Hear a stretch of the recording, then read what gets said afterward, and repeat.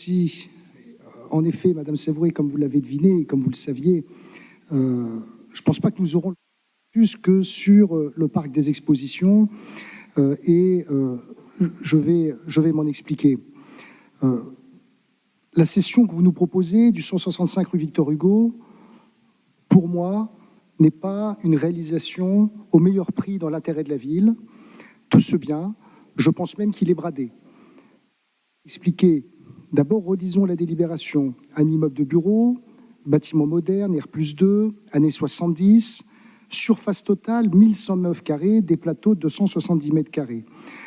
Donc pour que les Tourangelles et les Tourangeaux se repèrent, j'espère qu'il y en a encore, sinon ils nous regarderont en podcast, c'est la partie arrière de la Villa Rabelais, tout ce qui est au bout du jardin et qui donne sur la rue Victor Hugo. Alors, sur la première partie de votre raisonnement, moi je peux vous suivre sans problème. La ville n'en a plus besoin, l'université quitte les lieux, se désiste, je l'ai vérifié en questionnant l'université. L'université souhaite investir sur le site Fromont et ne souhaite pas investir sur d'autres sites, donc l'université se désiste sur le site Victor Hugo, sur lequel elle aurait été, bien entendu, prioritaire, bien entendu, mais elle n'en veut pas, donc le sujet est clos.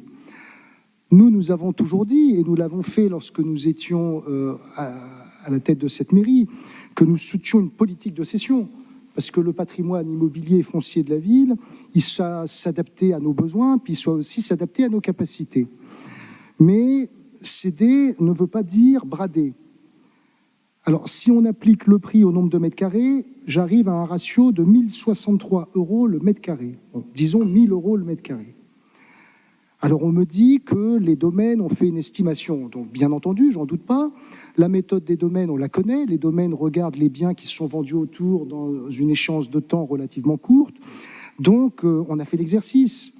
Et moi, j'ai trouvé 5 biens qui ont été vendus au cours des années 2021 et 2022. Je ne suis pas allé au-delà parce qu'il faut que ce soit assez récent et avec des valeurs marché qui soient comparables.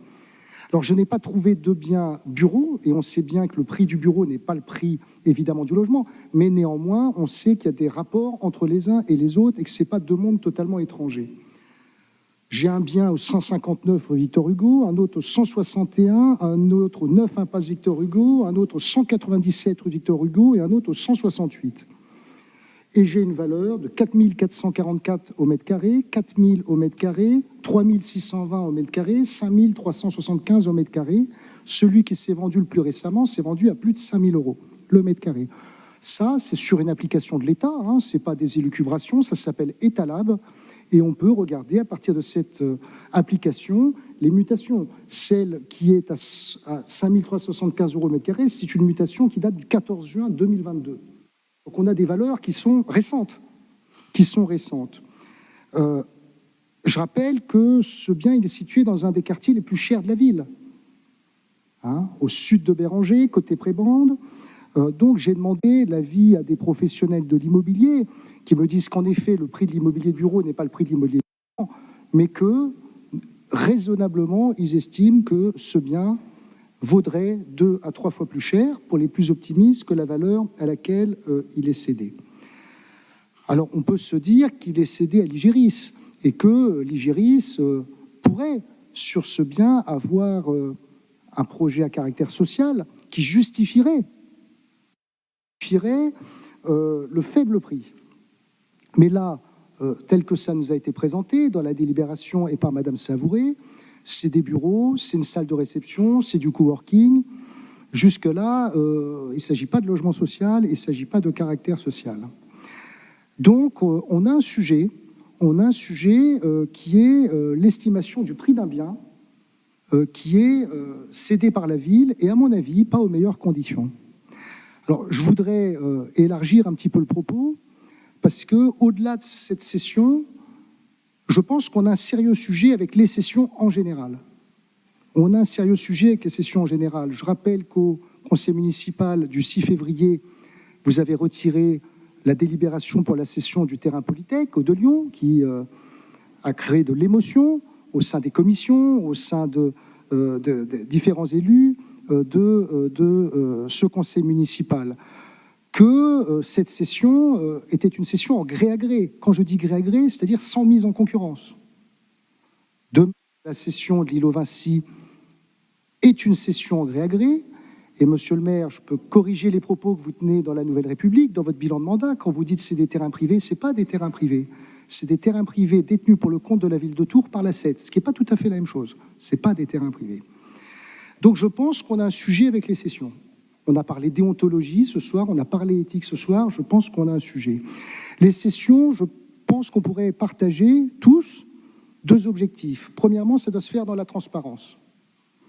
Et vous avez mis en place un comité de cession, dont je ne sais pas très bien sur quelle base légale il repose, que vous avez constitué de 3 élus de la majorité, Cathy Savouré, Frédéric Mignoux, Martin Cohen.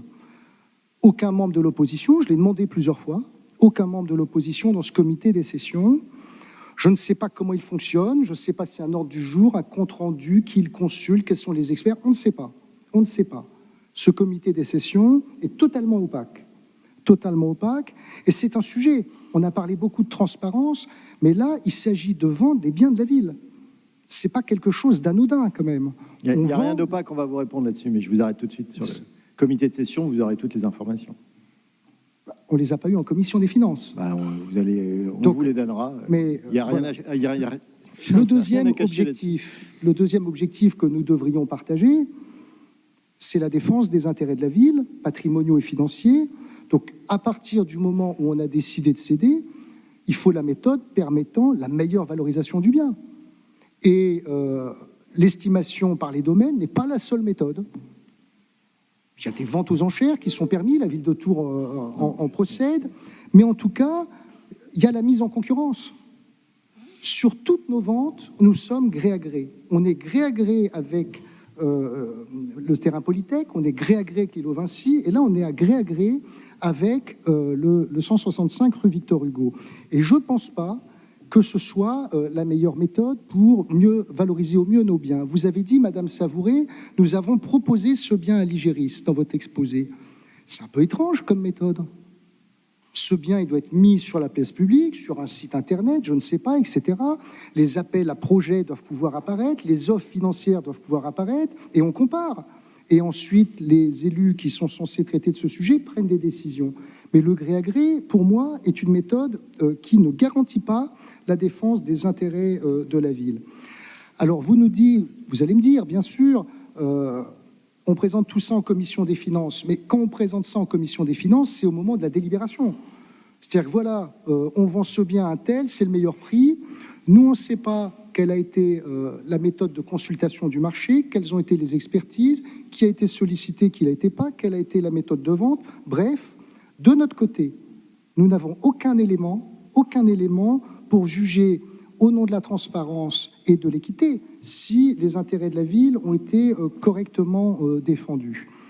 Marie Quinton a quitté la salle, donc je vais la citer. Moi, j'ai aucun doute, je le dis d'une manière très franche, je n'ai aucun doute sur la parfaite probité de Frédéric Mignoux, de Cathy Savouré, de Martin Cohen et de Marie Quinton. Donc ce n'est pas une question de personne. La garantie de l'état de droit, ça ne repose pas que sur la confiance qu'on donne aux personnes, ça repose aussi sur les procédures qu'on a mises en place pour garantir les règles. Mais là, on a une vente qui se fait de là à là. De Marie Quinton, présidente de l'Igéris, à vous qui dites on l'a proposé à Marie Quinton, qui est un établissement public proche de la ville et qui défend des intérêts généraux auxquels nous sommes attachés. Est-ce que c'était la seule méthode possible pour valoriser au mieux ce bien ? En tout cas, j'en ai pas entendu proposer d'autres. Donc, pourquoi est-ce qu'on a proposé ce terrain à l'Igéris, c'est pas à d'autres, cet immeuble à l'Igéris, c'est pas d'autres. Qui nous dit que si on avait employé une méthode, on n'aurait peut-être pas eu de meilleures offres et de meilleurs projets? J'en sais rien. J'en sais rien. Donc, en conclusion, monsieur le maire, madame Savouré, moi, ce que je vous demande, c'est que nous nous opposerons à cette cession qui, avec les éléments dont nous disposons, ne nous semble pas satisfaisant, tant en termes de transparence que de valorisation du bien. 1 000 € le mètre carré, parler à n'importe quel promoteur de la ville, les gens qui habitent dans ce coin-là, ça n'existe pas. On peut me dire qu'il y a des travaux, mais il y a toujours des travaux, ça n'existe pas. Nous vous demandons de revoir complètement l'organisation des cessions de biens. Complètement.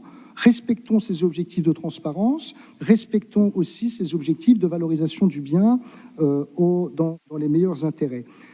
Nous vous avons demandé à plusieurs reprises de laisser entrer l'opposition à l'intérieur, avec un devoir de confidentialité. On le voit à l'A7, on le voit à tout événement, etc.